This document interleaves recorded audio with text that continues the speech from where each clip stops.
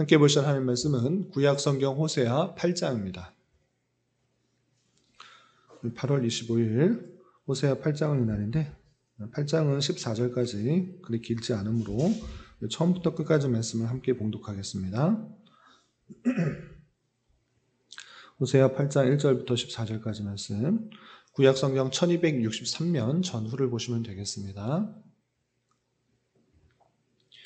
1절부터 함께 봉독합니다. 나팔을 내 입에 댈지어다.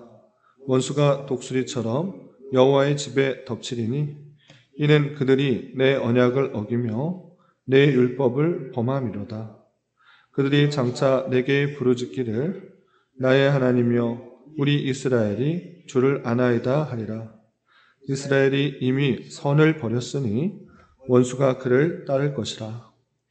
그들이 왕들을 세웠으나 내게서 난 것이 아니며 그들이 지도자들을 세웠으나 내가 모르는 바이며 그들이 또 그 은금으로 자기를 위하여 우상을 만들었나니 결국은 파괴되고 말리라.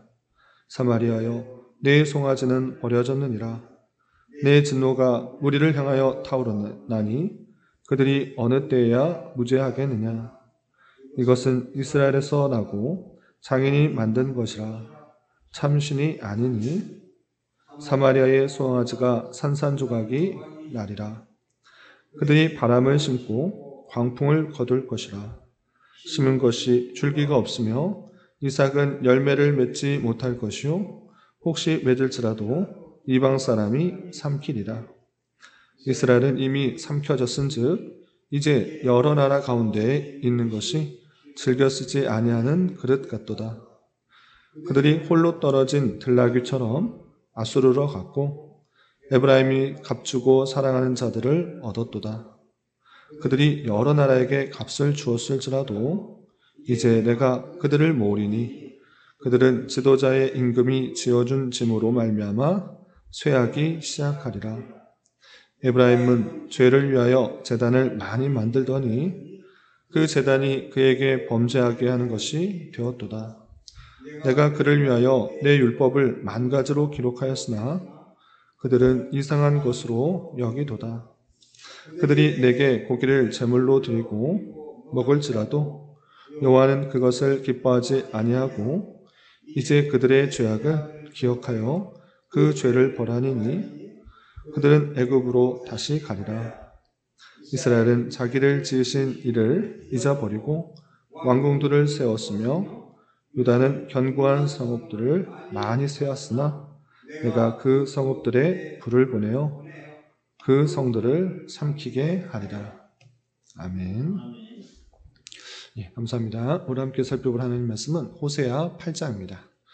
우리가 어제 살펴봤던 호세아 7장에서도 이스라엘 백성들의 다양한 죄악들로 말미암아 임하게 될 심판에 대해서 나오고 있었는데 8장에서도 계속해서 이어서 이스라엘 백성들의 다양한 죄악들을 하나하나 지적하면서 그들에게 임할 심판들에 대한 선고가 이어지고 있습니다.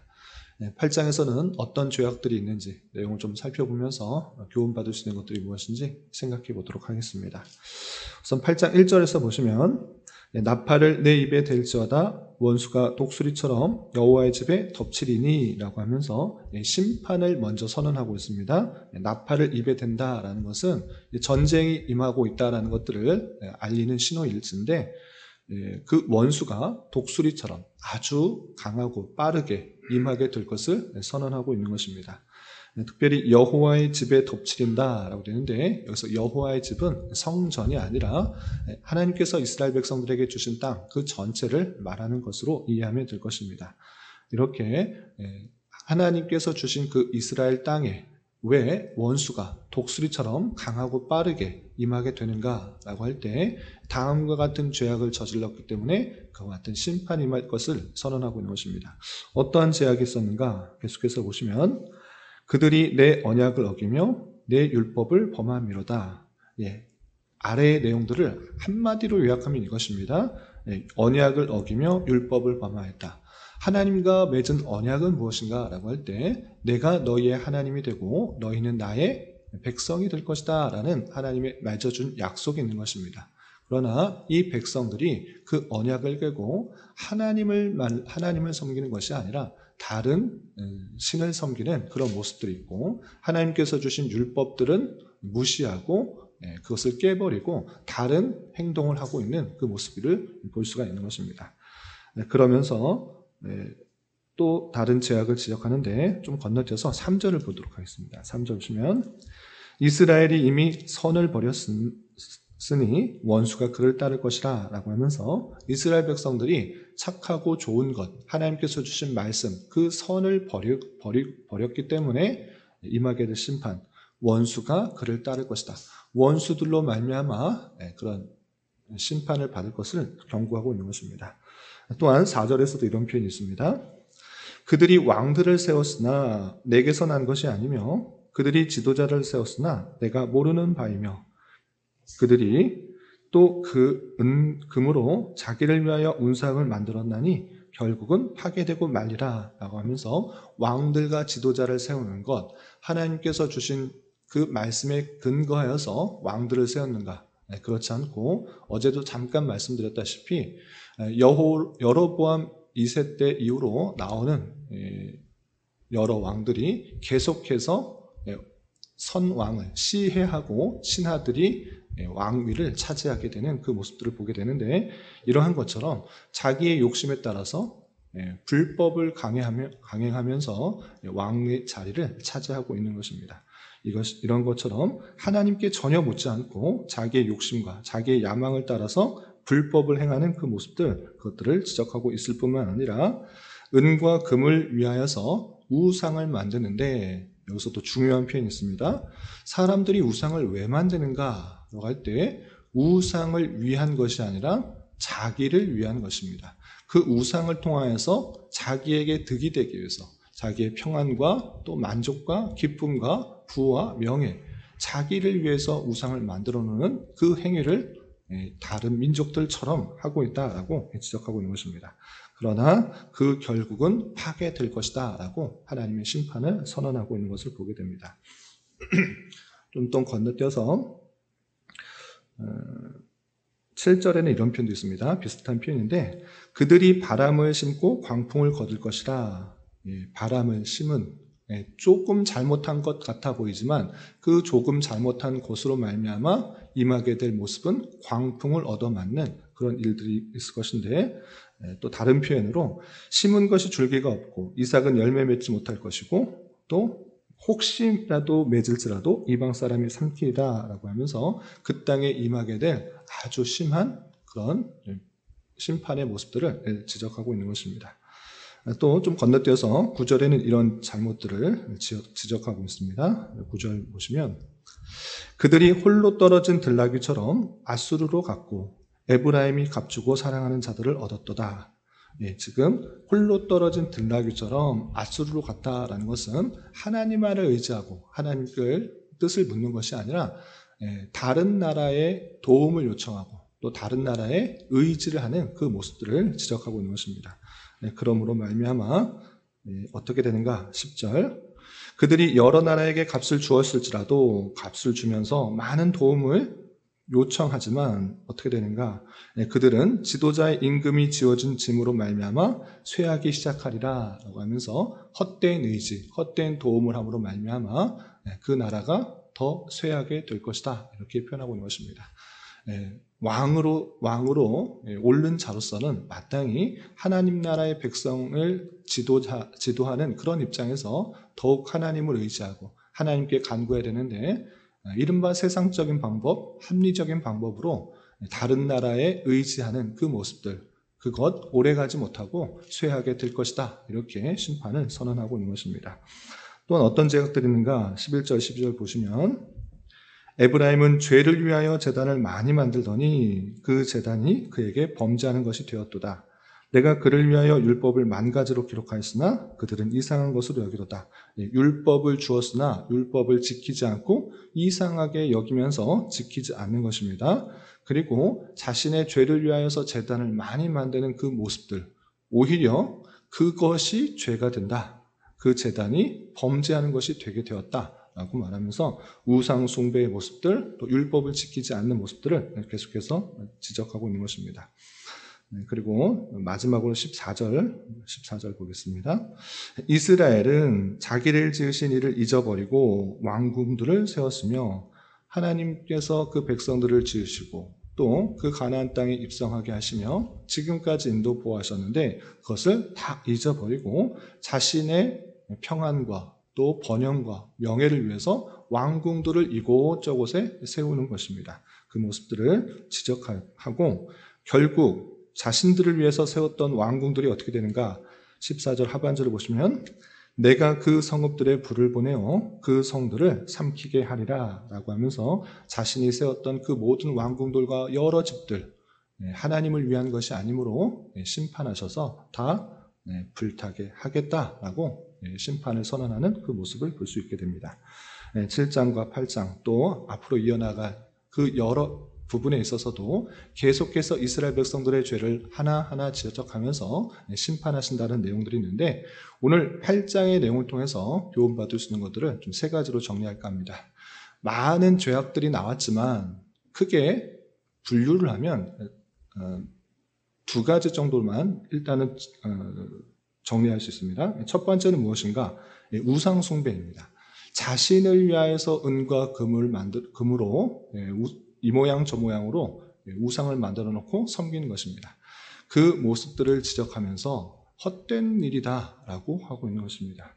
우상 숭배는 다른 것이 아니라 그 자신을 위하여서 만들어서 하나님 외에 다른 것을 섬기는 것을 우상 숭배를 하고 있는데 혹여나 우리 또한 그런 모습은 아닌가 잘 살펴봐야 될 것입니다.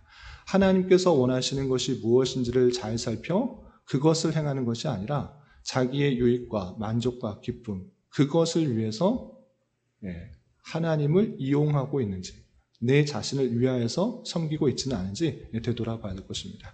그렇게 섬기게 된다고 하면 그 신도 내 마음과 내 목적에 맞지 않는다고 하면 언제든지 다른 신을 섬길 수 있는 그런 위험성이 있는 줄 알아. 우리는 하나님께서 주신 그 말씀이 무엇인지 또 하나님께서 원하시는 그 율법과 그 내용들이 무엇인지를 잘 살펴 하나님께서 원하시는 하나님께서 기뻐하시는 일들을 하기에 더욱더 힘써야 될 것입니다. 그런 우리가 되어야 될 것이고 또 두 번째로 함께 생각해 볼 것은 이스라엘 백성들이 우상만 섬겼는가? 잘 읽어보면 그렇지 않다라는 것을 알 수 있습니다. 왜 그렇게 말할 수 있는가? 13절에 보시면 그들이 내게 고기를 제물로 드리고 먹을지라도 그들이 내게 하나님께 고기를 드리고 제물을 먹는다. 이 지금 무슨 행위를 하고 있는 것입니까? 제사를 드리는 것입니다. 하나님을 버리고 다른 신만을 섬기는 것이 아니라 하나님도 섬기고 또 다른 신도 섬기는 그 모습들을 볼 수 있습니다. 그런데 그 제사 드리는 행위를 볼 때 참으로 하나님께 합당한 그런 제사였는가라고 할 때 우리는 그런 것에 동의를 할 수 없는 것입니다. 그들이 제사를 드릴지라도 마음은 딴 데가 있고 또 하나님께서 원하시는 방식과 그 뜻을 이루지 못한 그 형식적인 그런 제사의 모습들을 드렸다 이렇게 생각할 수 있는 것입니다. 그러므로 이 말씀을 통해서 우리는 무엇을 깨달아야 되는가라고 할 때 내가 여러 가지 종교적인 그런 행위를 할지라도 그것의 뜻과 목적과 의미를 알지 못한 채 형식적으로 한다고 하면 하나님께서 참으로 기뻐하지 않을 수 있겠구나를 우리는 깨달아야 되는 것입니다. 하나님께서 제사제를 주신 이유가 무엇인지 또 우리에게 바라는 것들이 무엇인지 또 하나님께서 다양한 방편으로 우리를 교훈하실 때 그 교훈에 따라서 우리가 삶을 살아가는 인격적인 교제가 되지 않으면 이스라엘 백성들 같이 잘못된 길로 나갈 수 있겠다 이렇게 생각해야 될 것입니다. 그러므로 우리는 이스라엘 백성들과 같이 형식과 습관에 따른 그런 신앙생활이 아니라 하나님과의 인격적인 교제 가운데 감사와 기쁨과 즐거움으로 여러 가지 신앙생활을 할 수 있는 자가 되어야 될 것입니다. 이런 저와 여러분 되시기를 부탁을 드립니다. 그리고 마지막으로 한 가지 더 말씀을 드리면 호세아 선지자를 통해서 계속해서 하나님의 뜻을 전파하고 있는데 그들에게 대해서 죄악을 지적하면서 심판을 경고하고 있는 말씀을 볼 수 있습니다. 이 말씀들을 왜 주시는가를 우리는 잘 생각해야 될 것입니다. 그것은 다름 아니라 그 백성들이 계속적인 죄악에 빠져 있음에도 불구하고 하나님께서는 그 백성을 끊임없이 사랑하고 계시다라는 사실들을 잊지 말아야 할 것입니다. 사랑하지 않은 자, 관심조차 없으면 그것에 대해서 아무런 이야기를 할 필요가 없는 것입니다. 그러나 부모가 자녀에게 어떻게 해야 된다라는 것들을 계속적으로 잔소리같이 말한다라는 것은 그 자녀에게 사랑과 관심이 있다라는 표현인 것입니다. 그러므로 여러 가지 심판에 대한 경고는 그 백성에 대한 진실한 사랑, 변하지 않는 그 사랑이다라는 사실을 잊지 않으며 하나님께서는 그 택하신 백성들이 죄악에 빠져 있을지라도 계속적인 사랑을 베푸셔서 다시 되돌아오도록 하신다는 사실을 기억하며 하나님의 놀라운 사랑과 인애와 자비를 잘 깨달을 수 있어야 될 것입니다. 오늘 이 말씀의 교훈에 따라 오늘 하루 남은 한 평생 힘있게 살아갈 수 있는 저와 여러분이 되시기를 주님의 이름으로 부탁을 드립니다. 기도하겠습니다. 하나님 아버지 감사합니다. 오늘 말씀을 통하여 이스라엘 백성들이 우상 숭배와 형식적인 신앙생활로 말미암아 심판을 받게 될 것이라는 말씀을 대하였습니다. 이런 말씀을 대하는 자로서 하나님 외에 다른 것을 믿고 의지하는 것이 아니라 오직 하나님만을 찾고 의지하며 섬기며 사랑하는 자 되게 하여 주시고 형식과 습관에 따른 종교생활이 아니라 날마다의 인격적인 하나님과의 교제 가운데 깊은 신앙생활을 할 수 있도록 인도하여 주시며 우리의 죄악에 대하여 다양하게 지적하실 때 하나님의 사랑으로 알고 돌이켜 회개하기에 힘쓰는 자 되게 하여 주시옵소서. 주님, 8월은 여름 캠프를 준비하며 한 달을 보내고 있습니다. 돌아오는 주일에 있는 여름 캠프 가운데 풍성한 은혜를 허락하여 주시고 하나의 행사로 그치는 것이 아니라 우리 교회가 더욱더 주님 안에 하나가 되며 주님께서 원하시는 교회의 모습으로 성장해 나갈 수 있는 귀한 기회가 될 수 있도록 은혜를 더하여 주시옵소서. 주님, 나라와 민족을 위하여 기도합니다. 정치적으로, 경제적으로, 문화적으로 많은 혼란과 어려움과 타락이 있습니다. 주님 긍휼히 여겨주시고 이 나라의 위정자들을 붙들어 주셔서 주님의 선한 도구로 사용하여 주심으로 법과 질서가 온전히 지켜지게 하여 주시고 땀의 가치가 더욱더 존중되며 창조 질서가 유지되어 하나님의 주권과 공의, 영광과 능력이 온전히 선포되며 드러나는 나라 될 수 있도록 은혜를 내려 주시옵소서. 주님, 교회 내 육체의 질병과 연약함으로 병원에 치료를 받는 여러 성도들과 그 가족들이 있사오니 주님 붙들어 주셔서 건강하게 잘 회복될 수 있도록 은혜를 더하여 주옵시며 가족의 전도와 신앙을 위해 직장과 사업장의 문제로 주님께 간절히 기도하는 여러 지체들이 있사오니 주님께서 그 모든 사항과 여건, 마음과 생각을 주장하여 주셔서 우리의 기대와 소망보다 훨씬 더 풍성한 것들로 채워주시는 하나님을 깊이 경험할 수 있는 기회 되도록 인도하여 주시옵소서. 이 시간 한 주간의 삶을 올려드리며 각자 간절하게 간구하는 기도 제목 주님께서 들으시고 가장 선한 것들로 응답하여 주시옵소서. 예수님의 이름으로 기도 올리옵나이다. 아멘.